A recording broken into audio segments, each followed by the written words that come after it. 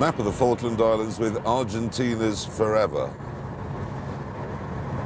That is a straight face. I'm pulling right now, straight. I will not spark fury on this trip. This is the new me, the smart me, the clever me. Hammond, does this car, does it do 1,158 miles an hour? Yes. Really? No. So it isn't 6 times faster than the Nissan GTR? No. But it costs 6 times more? Yeah, it does. Why? Well, it's made of exotic materials. It needs to be. It needs to be made out of myrrh.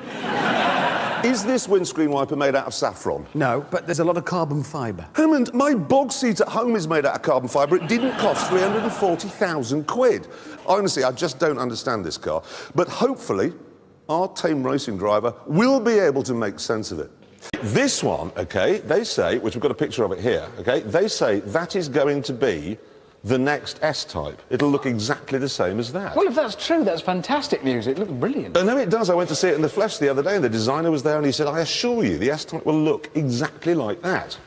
If that car comes out like that, I will cut my left leg off, beat myself to death with it.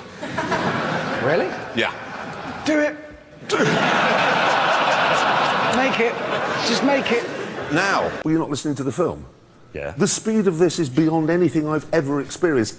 It's animal savagery. It's beyond belief. Yes, but the Porsche might be faster. Well, it won't be. Yeah, but it might be. No, but it won't be. But it might be. I guarantee it won't be. But it might be. Hammond, I'll do you a deal. If the Porsche is faster round our track than this, I will change my name by deed poll to Jennifer. Really? Yes. Promise? Yes. Jaguar is out of the game and will never get back in again. Bugatti is now owned by Volkswagen and is planning to make big saloons like this. And McLaren's next road car will be a big Mercedes. We were looking at a new Ferrari, and Jeremy said rather crudely, I thought, that it had no arse. Well, now we have another one. It's the Alfa Romeo 8C Competizione. And look at the arse on that, Jezza. Oh, that's a gorgeous-looking thing, that is. No, it's hideous. No, you're wrong. It's gorgeous. It's quite promising. That's 4.2 litre horrid. V8. It's horrid. Beautiful. It's a beautiful-looking thing. No, have we got that? Oh, But you know, people often come up to us and say, when will Top Gear end? About 3 minutes after us three have set off. Yeah. In a big fireball. Yeah. Does anybody want to see that? Right, let's move on.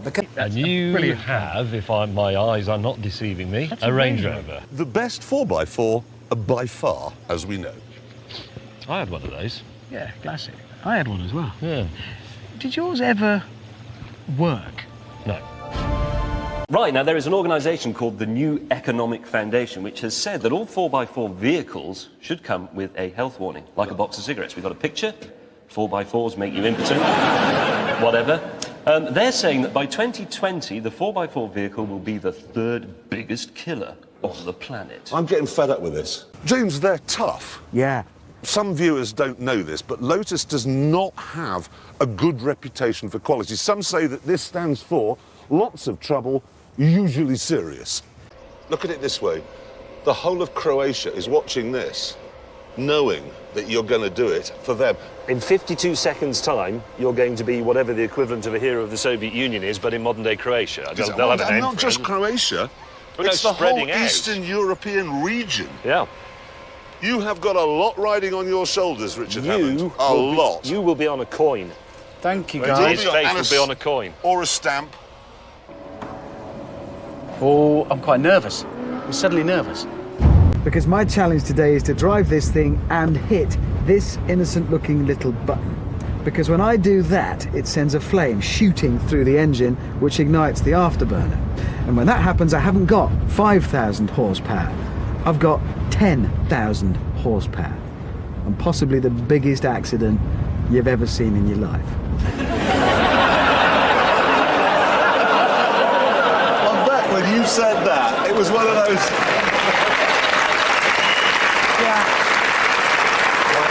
Pathetic.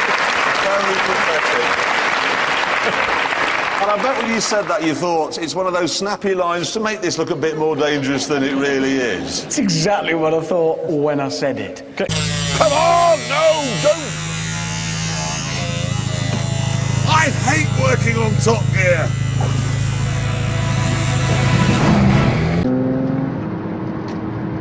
The final encore. Bye-bye, Zonda. Bye-bye.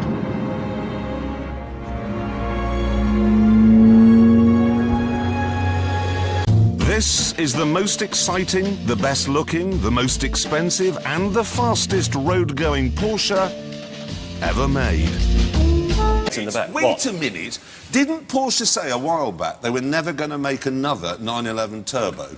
Actually, they did in the 90s. They did say that. Yes. Exactly. So not only are they crap engineers, they're liars. Oh, hang on. You cannot level crap engineers at Porsche. Yes, I can. Yes, I can. They haven't evolved. They had one idea and then they just produce it for year after year after year. I mean, you've got to move on. Look at this show.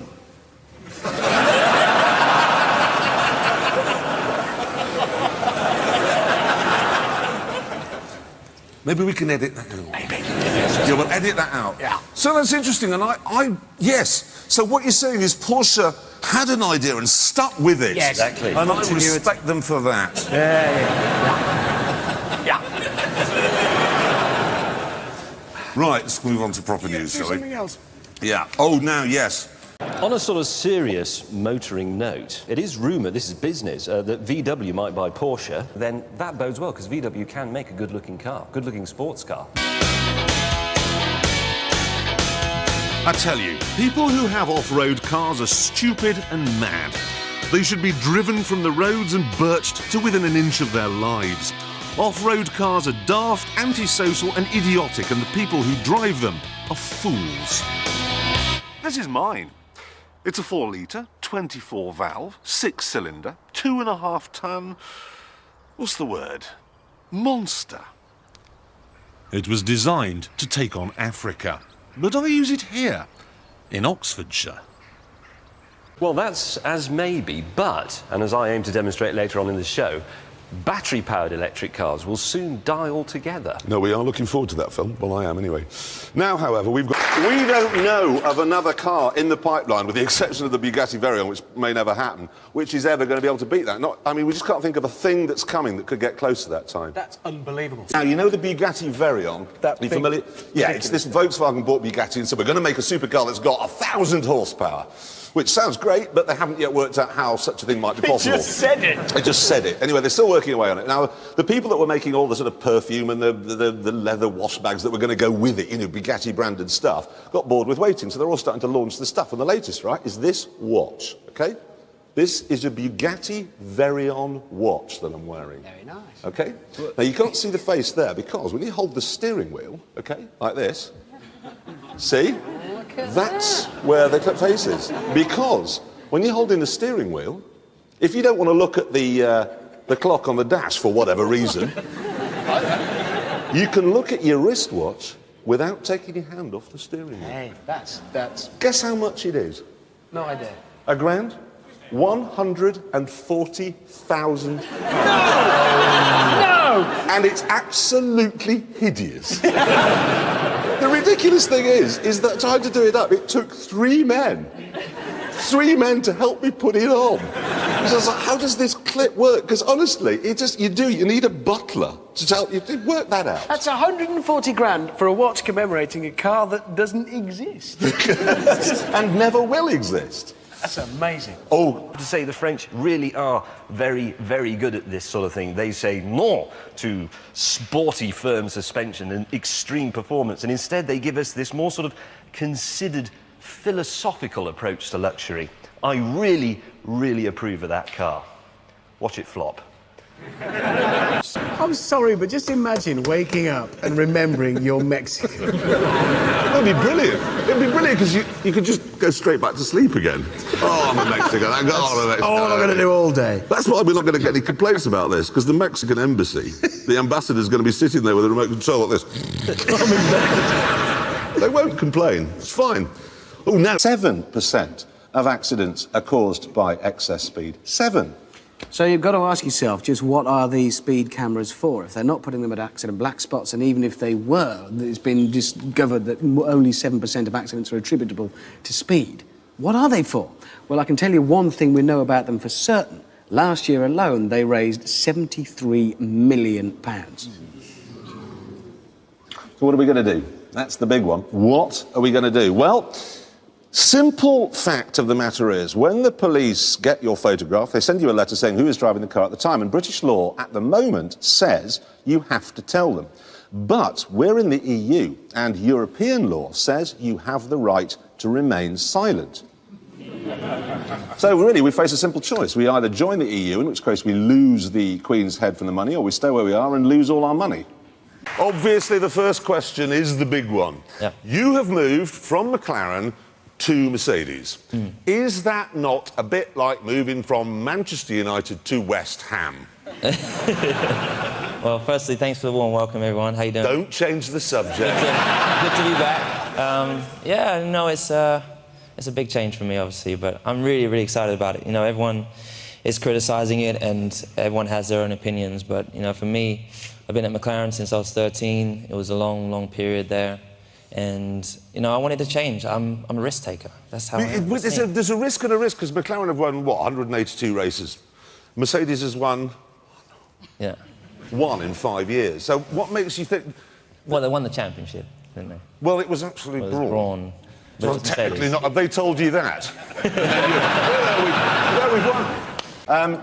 Oh, now, big story this week, of course. When the Berlin Wall fell over... As it did. We all thought the Russians had come over here, buy potatoes, shoes, perhaps. But who knew? They bought the south of France, they bought Chelsea, and this week they bought TVR. Now, we think... Yeah, they have. They have. We think this is a marriage... It's very sad, obviously, because, you know, another British car manufacturer's fallen into foreign ownership, but Russian TVRs. I mean, that. think of the names. You got a black car, Red Star, TVR Spetsnaz. Yes. TVR Molotov. TVR Kalashnikov. TVR Gagarin. Yeah, the TVR... We got a really thirsty one called the TVR Yeltsin. Think of that. See where you're going with that? That's a good name. Mid-engined, it's only a 1750cc engine, but it's turbocharged, so it will be quick because it's so light. And it looks, I think that looks fantastic. It's wrong, is what it is. Wrong. What Alfa Romeo should make is a small convertible two-seater, engine at the front, rear-wheel drive, and they could call it, I don't know, the... Spider? Spider's a great name. Good name, isn't and it? then maybe they could get Dustin Hoffman to appear in a film and it to etch it into the world's Yes, consciousness. they could do that. They could live in the past, or they could make something modern and forward-looking instead. No like rubbish. that. That's- What if you two had been at Alfa Romeo when they came up with the original Spider? Oh, that's no good. Where's the horse in front of it? It's not made of wood. That'll never work. It's modern and forward-looking. It's I think not that modern, looks- it we're won't getting end of work. this year. I'm looking forward to it. Make It's it gorgeous. go away, because I've got something more important to talk about. Do you know what I love about this most of all? Is they haven't fallen into the same trap that Porsche fell into with the off-roader, the Cayenne. Because that, OK, they've kind of got a supercar 911 nose on the front and then an ordinary car on the back. So you look and you go, wow, it's Kate Moss. And you look down the side, oh, no, it's got John Prescott's arse. This... From every angle, it just gets better looking. It is magnificent. It's just staggering. Please make it. Anyway, that is not going to work. And do you know the worst thing about this is Jaguar was working, we know, on an F-Type, a two-seater to a modern-day E-Type, and they cancelled that project because they'd spent all their money on a diesel engine. Don't do a diesel, please. Oh, dear. Right, now, of course, with this, the Bentley Continental GT, it's not my cup of tea, if I'm honest, but if you live in Cheshire and you have to travel great distances at high speed in Drinks Globe luxury, it really is in a class of one. Oh, now, there are some new cars that have been coming out in recent weeks. There's this new Honda Civic Type R, got a photograph there. Now, you look at that, you know that's going to be a great car to drive. You do. You just know by looking at it, OK? Right, no, anyway, so I want that to go away. I don't want to see that car ever again as long as I live. But you don't and I never will, actually, because nobody's going to buy one. What are we going to talk about now? Blue-blooded, real horsepower. Thanks to emission regulations, this is probably the last V12 engine that will ever be made. From now on, they'll have to be smaller and turbocharged like they are in the Noble and the McLaren. No! It is nice. It's unbelievably nice. Terrific. It'll never look anything like that at cool in No, well, reality, I surely. thought that. So I rang Vauxhall up and I said, look, is it really going to look like that? He said, yes. If it doesn't, can I eat your dog? And he said, yeah, OK, you can eat my dog. I promise you the three-door Astra, apart from the back end, which will be a little bit different, will look like that. It's fabulous. Absolutely fabulous. But that's why I think that is going to be brilliant. You know, the thing is, OK, it'll go like a 911, cost about the same as a 911, but you don't have to be a moron to drive one. Child. Like James and Richard both Really? have 911s. We are back at work, aren't we? We are back in the playground. We are. Yeah. Has anybody else, just because I think it's only fair, there's a lot of Formula One fans. Anyone got any questions they'd like to ask Stanley while he's here and we're talking about Formula One? What does the back of Lewis's car look like? Can you see that?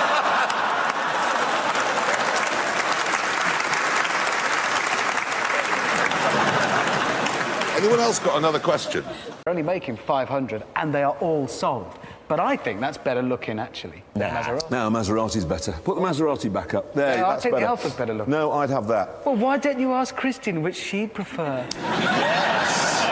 Big news. Ford has announced, because they've never sold the Mustang officially in Britain, okay, since 1964, they've announced that the next generation of Mustang coming next year will be built with right-hand drive and will be sold in Britain. About time. Brilliant. Good news. There is, however, a tiny bit of bad news. What? Well, the V8 version will be sold in America, but because we're only British, all we can have is a 2-litre EcoBoost engine. Oh, for God's sake! Do they think we want that? I can't understand their logic, because, I mean, if you want a Mustang, it's because you want a big V8 muscle car. There's no other reason for buying one. Precisely. So if you want a 2-litre EcoBoost car, you're going to buy a Golf diesel. Not a Mustang. It's like saying, I formed a punk band. We've got the cellos, except for Sebastian, he has a harp. Nobody wants a harp in a punk band. Nobody wants a 2-litre EcoBoost engine in a bloody Mustang. You can keep it, we don't want it. Yeah, you just keep it. Keep it. Now, James. Yes, a car I'm really looking forward to is the new Saab 9.5. Here it is. Unless, of course, Saab went bust in the last 2 weeks. Oh, God, which is a real possibility. Yes. Tell you what, no, seriously, James, really, do this 2 ways, we'll edit it. Yeah, Okay. cover yourself. A car I'm really looking forward to is the new Saab 9.5. There it is. A car I was looking forward to was the new Saab 9.5. That's what it was going to look like. No, they said. What? They said. Oh, yes, yeah. Yeah. They say, or said, that it's based on a jet fighter, or was, but it wasn't. It's actually based on a Vauxhall. You can get a 3-engine, or you could get 3 engines, or maybe you can get 3 engines, the best of which was or is a 2.8-litre V6. That will start at about £25,000 and looks great. Do you know what, James? Why haven't you got a Saab? Because they've gone bust. But if they haven't, then it is a very good question, because I do actually quite like a Saab. They're just a little bit alternative, and they tend to be driven by quite interesting people. Oh, well, there you go. That's why he hasn't got one then. Hilary Benn, the Environment Secretary, has been on the television this week and said that he thinks the rise in fuel costs is a good thing because it will encourage people to use their cars less. Oh, brilliant. Thank you very much. Let's not worry that they've closed all the post offices, the schools, the pharmacies, the doctors, everything in my area, because I can always drive to the nearest town. No, I can't then. I'll tell you what this is. This is from Chapter 1 in Left-Wing Dictatorship Handbook. Oh, God. No, listen, it is. Stalin, OK? First thing he did, limit movement. Second thing, ID cards. Know what I'm saying? Third thing is curfews. Red Ruth this week in Cornwall, curfew. If you're not at home by 9 o'clock, you're down the Lubyanka, Gordon Brown will pull your fingernails out. You mark my words. We've just proved Gordon Brown is Stalin.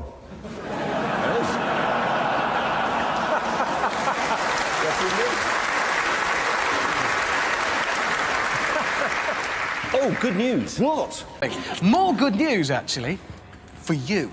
Because a while ago we saw, Vauxhall showed us the new Astra. Well, at least what they said it was going to look like. We've got a picture of it here. Now, that we all agreed, I think we are all agreed, is a fantastic-looking thing.